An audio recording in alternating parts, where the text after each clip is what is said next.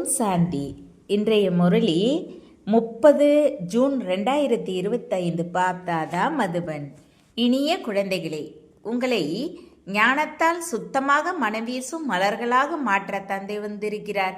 நீங்கள் முள்ளாக மாறக்கூடாது. முட்களை இந்த சபைக்கு அழைத்து வரக்கூடாது. கேள்வி: நினைவு யாத்திரையில் இருக்க முயற்சி செய்யும் குழந்தைகளின் அடையாளம் என்ன? பதில்: நினைவில் முயற்சி செய்யும் குழந்தைகள் மிக மகிழ்ச்சியோடு இருப்பார்கள். இப்போது நாம் திரும்ப சென்று கொண்டு இருக்கிறோம். பிறகு நாம் மனம் வீசும் மலர்களின் தோட்டத்திற்கு போக வேண்டும் என்பது அவர்களின் புத்தியில் இருக்கும். நீங்கள் நினைவு யாத்திரையில் நறுமணம் உடையவர் ஆகிறீர்கள். பிறரையும் அப்படி மாற்றுகிறீர்கள். ஓம் சாந்தி. தோட்ட முதலாளியும் அமர்ந்து இருக்கிறார். தோட்டத்தை பராமரிப்பவரும் அமர்ந்து இருக்கிறார். மலர்களும் இருக்கின்றன. இது புது விஷயம்தானே? புதியவர் யாராவது கேட்டால் இவர் என்ன சொல்கிறார்? தோட்ட முதலாளி, மலர்கள் போன்றவை என்ன என்று கேட்பார். இப்படிப்பட்ட விஷயங்களை ஒருபோதும் சாஸ்திரங்களில் கேட்டதில்லை. தோட்ட முதலாளியை படகோட்டி அவர்கள் நினைவு செய்வதும் உங்களுக்கு தெரியும். இங்கிருந்து அக்கறைக்கு அழைத்து செல்ல இப்பொழுது இங்கே வந்திருக்கிறார். நினைவு யாத்திரையில் இருக்க வேண்டும் என்று தந்தை சொல்கிறார். நான் எவ்வளவு தூரம் போகிறேன், எந்த அளவு எனது சதோ பிரதான நிலையை அடைந்திருக்கிறேன் என தன்னைத்தானே பாருங்கள். எந்த அளவு சதோ பிரதான நிலை ஏற்படுமோ அந்த அளவு இப்போது நாம் திரும்ப போகிறோம் என்பதை புரிந்து கொள்வீர்கள். எதுவரை நாம் சேர்ந்திருக்கிறோம் போன்ற எல்லாவற்றிற்கும் நினைவு யாத்திரையே ஆதாரம். அந்த அளவு மகிழ்ச்சியின் அளவு அதிகமாக இருக்கும். யார் எந்த அளவு முயற்சி செய்வாரோ அந்த அளவு அவரிடம் மகிழ்ச்சி வரும். அப்படி தேர்வு நாட்களில் நாம் எந்த அளவு தேர்ச்சி பெறுவோம் என்பதை மாணவர்கள் புரிந்து கொள்வார்கள். இங்கும் அப்படித்தான். நான் எந்த அளவு மனவீசும் மலராக மாறியிருக்கிறேன், பிறரை எந்த அளவு மனவீசும் மலர்களாக மாற்றுகிறேன் என தன்னை ஒவ்வொரு குழந்தையும் அறிந்து இருக்கிறார். இது முள்காடு என பாடப்படுகிறது. அது பூந்தோட்டம். முஸ்லிம் மனிதர்களும் அல்லாவின் தோட்டம் என்று சொல்கிறார்கள். அங்கே ஒரு தோட்டம் இருக்கிறது. அங்கே யார் போனாலும் அவருக்கு இறைவன் பூவை கொடுப்பார். மனதில் என்ன ஆசை இருக்குமோ அதை நிறைவேற்றுவார் என நினைக்கின்றார்கள். மற்றபடி பூவை எடுத்து கொடுப்பதெல்லாம் கிடையாது. யாருடைய புத்தியில் என்ன இருக்குமோ அது காட்சியாக கிடைக்கும். இங்கே காட்சியில் எதுவும் கிடையாது. பக்தி மார்க்கத்தில் காட்சி பெற கழுத்தையும் வெட்டிக் கொள்கிறார்கள். மீராவிற்கு காட்சி கிடைத்தது. அவருக்கு எவ்வளவு மரியாதை கிடைத்தது? அது பக்தி மார்க்கம். பக்தி அரைக்கல்பம் நடந்தே ஆக வேண்டும். அப்போது ஞானமே இருப்பதில்லை. வேதங்கள் போன்றவற்றிற்கு எவ்வளவு மதிப்பு இருக்கிறது? வேதங்கள் எங்கள் உயிர் என்று சொல்கிறார்கள். இந்த வேத சாஸ்திரங்கள் எல்லாம் பக்தி மார்க்கத்திற்காக இருக்கின்றன என்பது இப்போது உங்களுக்கு தெரியும். பக்தி எவ்வளவு பெரியதாக வளர்ந்து பரவி இருக்கிறது, பெரிய மரமாக இருக்கிறது. ஞானம் விதை. இப்போது ஞானத்தால் நீங்கள் எவ்வளவு சுத்தமாகிறீர்கள், நறுமணம் நிறைந்தவராகிறீர்கள். இது உங்கள் தோட்டம். இங்கே யாரையும் முள் என்று சொல்ல மாட்டார்கள். ஏனென்றால் இங்கே யாரும் விகாரத்திற்கு போவதில்லை. அதனால் இந்த தோட்டத்தில் ஒரு முள் கூட இல்லை என்று சொல்லப்படுகிறது. கலியுகத்தின் முட்கள் இருக்கின்றன. இப்போது இருப்பது புருஷோத்தம சங்கம யுகம். இதில் முள் எங்கிருந்து வரும்? ஒருவேளை முள்ளானவர் யாராவது அமர்ந்திருந்தால் அவர் தனக்கு நஷ்டத்தை ஏற்படுத்துவார். ஏனென்றால் இது இந்திரபிரஸ்தம்.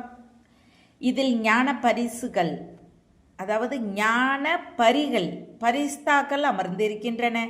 நீங்கள் ஞானம் நடமாடும் பரிகள். முக்கிய பெயர்களாக புஷ்பராக பரி, நீலாம்பரி போன்றவை இருக்கின்றன. அவர்களே பிறகு நவரத்தினங்களாக பாடப்படுகின்றார்கள். எனினும் இவர்கள் யாராக இருந்தார்கள் என்பது யாருக்கும் தெரியாது. என்னை நினைவு செய்யுங்கள் என்று மட்டும் தந்தை சொல்கிறார். குழந்தைகள், உங்கள் புத்தியில் இப்போது அறிவு இருக்கிறது. 84 பிறவிகளின் சக்கரமும் இப்போது புத்தியில் இருக்கிறது.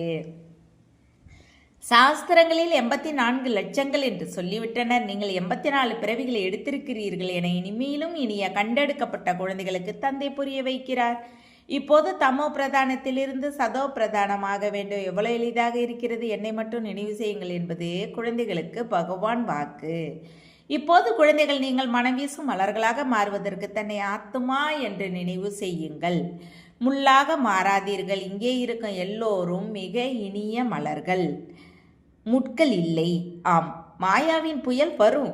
மாயா அவ்வளவு கடுமையாக இருக்கிறது. அது திடீரென சிக்க வைக்கிறது. பிறகு நாம் என்ன இப்படி செய்து விட்டோம், நாம் சம்பாதித்த வருமானம் எல்லாம் போய்விட்டது என்று வருத்தப்படுவீர்கள். இது தோட்டம். தோட்டத்தில் நல்ல நல்ல மலர்களும் இருக்கும். இந்த தோட்டத்திலும் சிலர் முதல் தரமான மலர்களாக மாறிக்கொண்டு இருக்கிறார்கள். அப்படி முதல் தோட்டத்தில் நல்ல நல்ல மலர்கள் இருக்கின்றன. அவற்றை பார்க்க எல்லோரும் போகின்றார்கள். இங்கே உங்களை யாரும் பார்க்க வரமாட்டார்கள். நீங்கள் முட்களுக்கு என்ன முகத்தை காட்டுவீர்கள்? பகவான் மூத்திர துணியை துவைத்ததாக பாடப்படுகிறது. பாபாவிற்கு, அதாவது பிரம்மா, சப்சாஹேப், சுக்மணி, அதாவது சீக்கிய மத புத்தகங்கள் போன்ற எல்லாம் நினைவில் இருக்கின்றன. தொடர்ந்து பாடங்களை கற்று வந்தார். 8 வயதாக இருந்தபொழுது தலையில் டர்பன் அணிந்தார். குருதுவாராவிலேயே வசித்து வந்தார். கோவிலின் பொறுப்பெல்லாம் என்னிடம் இருந்தது. முத்திர துணியை துவைப்பதின் அர்த்தம் என்ன என்பதை இப்போது புரிந்து கொள்கிறேன் என்று பிரம்ம பாபா சொல்கின்றார். புகழெல்லாம் சிவபாபாவிற்கே இருக்கிறது. இப்பொழுது குழந்தைகள் உங்களுக்கு தந்தை அமர்ந்து புரிய வைக்கிறார். நல்ல நல்ல மலர்களை கொண்டு வாருங்கள் என்று குழந்தைகளுக்கு சொல்கிறார். யார் நல்ல நல்ல மலர்களை கொண்டு வருவார்களோ அவர்கள் நல்ல மலர்களாக கருதப்படுவார்கள். நாங்கள் ஸ்ரீ லட்சுமி நாராயணராவோம் என்று எல்லோரும் சொல்வதால் ரோஜா மலர்களாகிவிட்டீர்கள். நல்லது குழந்தைகள், உங்கள் வாயில் ரோஜா என்று தந்தை சொல்கிறார். இப்போது முயற்சி செய்து சதா ரோஜா ஆகுங்கள். எண்ணற்ற குழந்தைகள் இருக்கின்றார்கள். அதிக பிரஜைகள் உருவாகிறார்கள். அங்கே ராஜா ராணி மற்ற பிரஜைகள் இருப்பார்கள். சத்தியுகத்தில் மந்திரி இருப்பதில்லை. ஏனென்றால் ராஜாவிடமே சக்தி இருக்கும். மந்திரி போன்றவரிடம் ஆலோசனை பெற வேண்டிய அவசியம் இருக்காது. இல்லை என்றால் ஆலோசனை சொல்பவர் பெரியவர் ஆகிறார். அங்கே பகவான் பகவதிக்கு ஆலோசனை பெற அவசியம் இருக்காது. எப்போது பதித்தமாவார்களோ அப்போதே மந்திரி போன்றோர் அமர்த்துவார்கள். இது பாரதத்தின் விஷயம். அரசர்களுக்கு தலை வணங்குவது வேறு எந்த கண்டத்திலும் நடப்பது இல்லை. ஞான மார்க்கத்தில் பூஜைக்கு உரியவராகவும் அஞ்ஞான மார்க்கத்தில் பூஜாரியாகவும் இங்கேயே காட்டப்படுகிறது. அது இரட்டை கிரீடம், இது ஒற்றை கிரீடம். பாரதத்தை போன்ற பவித்திர கண்டம் வேறு எதுவும் இல்லை. பாரடைஸ் பகீஸ்த் இருந்தது. நீங்கள் அதற்காக படிக்கிறீர்கள். இப்போது நீங்கள் மலராக மாற வேண்டும். தோட்ட முதலாளி வந்திருக்கிறார். தோட்டக்காரர்களும் இருக்கிறார்கள். தோட்டக்காரர்கள் நம்பர் இருக்கிறார்கள். இது தோட்டம். இதில் முட்கள் இல்லை. முட்கள் துக்கம் கொடுப்பதை குழந்தைகளும் புரிந்து கொள்கிறீர்கள். தந்தை யாருக்கும் துக்கம் கொடுப்பதில்லை. அவர் துக்கத்தை போக்கி சுகத்தை கொடுப்பவர். எவ்வளவு இனிய தந்தை. குழந்தைகள், உங்களுக்கு தந்தையிடம் அன்பு இருக்கிறது. தந்தையும் குழந்தைகளுக்கு அன்பு காட்டுகிறார். இது படிப்பு. நான் உங்களுக்கு நடைமுறையில் பாடம் கற்பிக்கிறேன். இவரும் படிக்கிறார். படித்து பிறருக்கும் கற்பிப்பதால் இன்னும் உள்ளிலிருந்து மலராவீர்கள் என்று தந்தை சொல்கிறார். பாரதத்தை மகாதானி என்று பாடுகிறார்கள். ஏனென்றால் இப்போது குழந்தைகள், நீங்கள் மகாதானி ஆகிறீர்கள். அழியாத ஞான ரத்தினங்களை நீங்கள் தானம் செய்கிறீர்கள். ஆத்மாவே ரூபசந்த் என்பதை தந்தை புரிய வைக்கிறார். தந்தையும் ரூபசந்த். அவரிடம் முழு ஞானமும் இருக்கிறது. பரமபிதா பரமாத்மா ஞான கடல். அவர் அத்தாரிட்டி தானே. ஞான கடலான ஒரு தந்தை மட்டுமே இருக்கிறார். அதனால் கடல் முழுவதையும் மையாக மாற்றினாலும் அவர் ஞானம் தீராது என பாடப்பட்டுள்ளது. பிறகு நொடியில் ஜீவன் முக்தி என்றும் பாடல் இருக்கிறது. உங்களிடம் சாஸ்திரம் போன்ற எதுவும் இல்லை. அங்கே அந்த பண்டிதரிடமாவது போகும்பொழுது, இந்த பண்டிதர் அதிகம் படித்த அத்தாரிட்டி, இவர் எல்லா வேத சாஸ்திரங்களையும் மனப்பாடம் செய்திருக்கா என்பதை புரிந்து கொள்கிறார்கள். பிறகு அந்த சமஸ்காரத்தை எடுத்து சென்றால் சிறு வயதிலேயே அவற்றை மனப்பாடம் செய்வார். நீங்கள் சமஸ்காரத்தை எடுத்து செல்வதில்லை. நீங்கள் படிப்பின் ரிசல்ட்டை எடுத்து செல்கிறீர்கள். உங்கள் படிப்பு முடிந்தவுடன் ரிசல்ட் வரும். பிறகு அந்த பதவி பெறுவீர்கள். பிறருக்கு சொல்ல நீங்கள் ஞானத்தை ஒன்றும் எடுத்து செல்ல மாட்டீர்கள். இங்கே நீங்கள் படிக்கிறீர்கள். இதன் பலன் உங்களுக்கு புது உலகில் கிடைக்க வேண்டும். மாயாவும் குறைந்த சக்திவான் கிடையாது என்பதை குழந்தைகள் உங்களுக்கு தந்தை புரிய வைக்கிறார். துர்க்கதிக்கு அழைத்து செல்லும் சக்தி மாயாவிடம் இருக்கிறது. எனினும் அதற்கு புகழ் பாட மாட்டார்கள். அது துக்கத்தை கொடுப்பதில் சக்திவான். தந்தை சுகத்தை கொடுப்பதில் சக்திவான். அதனால் அவருக்கு புகழ் இருக்கிறது. அதாவது அது துக்கத்தை கொடுப்பதில் சக்திவான். தந்தை சுகத்தை கொடுப்பதில் சக்திவான். அதனால் அவருக்கு புகழ் இருக்கிறது. இப்படியாக நாடகம் உருவாக்கப்பட்டு இருக்கிறது. நீங்கள் சுகத்தை பெறுவதோடு துக்கத்தையும் பெறுகிறீர்கள். தோல்வி மற்றும் வெற்றி யாருக்கு என்பதையும் தெரிந்து கொள்ள வேண்டும். தந்தையும் பாரதத்தில் வருகிறார். ஜெயந்தியும் பாரதத்தில் கொண்டாடுகிறார்கள். சிவபாபா எப்போது வந்தார், வந்து என்ன செய்தார் என்பது யாருக்கும் தெரியாது. பெயர், அடையாளம் எல்லாவற்றையும் தொலைத்து விட்டார்கள். குழந்தை கிருஷ்ணரிடம் பெயரை கொடுத்து விட்டார்கள். உண்மையில் அன்பான தந்தையின் புகழ் வேறு, ஸ்ரீ கிருஷ்ணரின் புகழ் வேறு. அவர் நிராகாரர், இவர் சாகாரர். அனைத்து குணங்களும் நிறைந்த 16 கலைகள் முழுமையான என்பது கிருஷ்ணரின் புகழ். சிவபாபாவிற்கு இந்த புகழ் பாடுவதில்லை. யாரிடம் குணம் இருக்குமோ அவர் அவகுணமானாக ஆவார். அதனால் தந்தையின் புகழே வேறு. தந்தையை அழியாத மூர்த்தி, அதாவது அக்கால் மூரத் என்று சொல்கிறார்கள். நாமும் அழியாத மூர்த்திகளை. ஆத்மாவை மரணம் சாப்பிட முடியாது. அழியாத மூர்த்தி ஆத்மாவிற்கு இது ஆசனம். நமது தந்தையும் அழியாத மூர்த்தியாக இருக்கிறார். மரணம் சரீரத்தையே சாப்பிடுகிறது. இங்கே அழியாத மூர்த்தியை அழைக்கிறார்கள், சத்தியுகத்தில் அழைக்க மாட்டார்கள். ஏன் என்றால் அங்கே சுகமே சுகம். அதனால் துக்கத்தில் எல்லோரும் நினைக்கின்றார்கள், சுகத்தில் யாரும் நினைப்பதில்லை என பாடுகிறார்கள். இப்போது ராவண ராஜ்யத்தில் எவ்வளவு துக்கம் இருக்கிறது. தந்தை சொர்க்கத்தின் எஜமானர்களாக மாற்றுகிறார். அங்கே யாரும் அரைக்கல்பம் யாரும் அழைப்பது இல்லை. அப்படி லௌகீக தந்தை குழந்தைகளை அலங்கரித்து ஆஸ்தி கொடுத்து வான்பிரஸ்தம் பெறுகிறார். எல்லாவற்றையும் குழந்தைகளுக்கு கொடுத்துவிட்டு இப்பொழுது நாங்கள் சத் சங்கம் போகிறோம், சாப்பாட்டுக்கு மட்டும் கொஞ்சம் அனுப்பி கொண்டு இரு என்று சொல்வார்கள். இந்த தந்தை அப்படி சொல்ல மாட்டார் தானே. இனிமேலும் இனிய குழந்தைகளே, நான் உங்களுக்கு உலகின் அரச பாக்கியத்தை கொடுத்து விட்டேன், வான்பிரஸ்திற்கு செல்வேன் என்று இவர் சொல்கிறார். சாப்பாட்டுக்கு அனுப்ப வேண்டும் என்று நான் ஒன்றும் கேட்க மாட்டேன். தந்தையை பராமரிப்பது லௌகீக குழந்தைகளின் கடமை. இல்லை என்றால் எப்படி சாப்பிடுவார்? நான் தன்னலமற்ற சேவதாரி என்று தந்தை சொல்கிறார். மனிதர்கள் யாரும் தன்னலமற்றவர்களாக இருக்க முடியாது. பட்டினியில் சாக நேரிடும். நான் ஒன்றும் பட்டினியில் சாக மாட்டேன். நான் அபோக்தா, எதையும் அனுபவிக்காதவர்.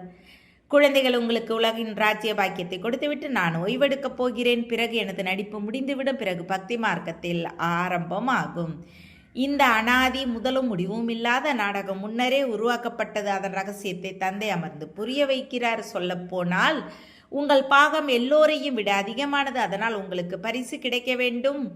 நான் ஓய்வெடுக்கிறேன். நீங்கள் பிரம்மாண்டத்திற்கும் எஜமானர், உலகிற்கு எஜமானர். உங்கள் பெயர் பெரிதாகிறது. இந்த நாடகத்தின் ரகசியமும் உங்களுக்கு தெரியும். நீங்கள் ஞான மலர்கள்.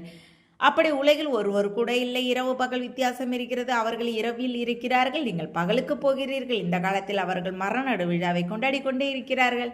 இப்போது பகவான் மனித மரங்களின் மரநடு விழா கொண்டாடுகிறார். தந்தை எப்படி அற்புதங்களை செய்கிறார் என்பதை பாருங்கள்.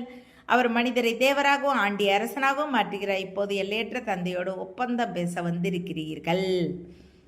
பாபா, எங்களை ஆண்டியிலிருந்து அரசராக்குங்கள் என்று சொல்கிறீர்கள். இவர் நல்ல வாடிக்கையாளர் என்று தந்தை சொல்கிறார். அவரை துக்கத்தை போக்கி சுகத்தை கொடுப்பவர் என்று நீங்கள் சொல்கிறீர்கள். இதை போன்ற தானம் வேறு எதுவும் இருப்பதில்லை. அவர் சுகத்தை கொடுப்பவர். நான் பக்தி மார்க்கத்திலும் உங்களுக்கு கொடுக்கிறேன் என்று தந்தை சொல்கிறார். காட்சிகள் போன்றவை நாடகத்தில் நிச்சயிக்கப்பட்டுள்ளன. நான் என்னென்ன செய்கிறேன் என்பதை இப்போது தந்தை அமர்ந்து புரிய வைக்கிறேன். போக போக இன்னும் புரிய வைத்து கொண்டே இருப்பேன். கடைசியில் நீங்கள் நம்பர் வார கர்மாதீத்த நிலையை பெறுவீர்கள். இவையெல்லாம் நாடகத்தில் நிச்சயிக்கப்பட்டுள்ளன. இருந்தும் தந்தையை நினைவு செய்ய முயற்சி செய்ய வைக்கப்படுகிறார்கள். உண்மையில் இந்த மகாபாரத யுத்தமும் இருக்கிறது. எல்லோரும் அழிந்து போவார்கள். பாரதவாசிகள் மட்டுமே இருப்பார்கள். பிறகு நீங்கள் உலகை ஆட்சி செய்வீர்கள். இப்பொழுது தந்தை உங்களுக்கு கற்பிக்க வந்திருக்கிறார். அவரே ஞானக்கடல். இதுவும் விளையாட்டு. இதில் குழப்பமடைய விஷயமே இல்லை. மாயா புயலை கொண்டு வரும். அதை கண்டு பயப்படாதீர்கள் என்று தந்தை சொல்கிறார்.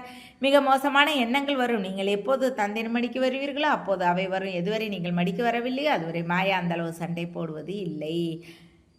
மடிக்கு வந்த பிறகு புயல் வீசுகிறது. எனவே கவனமாக மடிக்கு வர வேண்டும் என்று தந்தை சொல்கிறார். பலவீனமாக இருந்தால் பிரஜையாக வருவீர்கள். அரச பதவி பெறுவது நல்லது.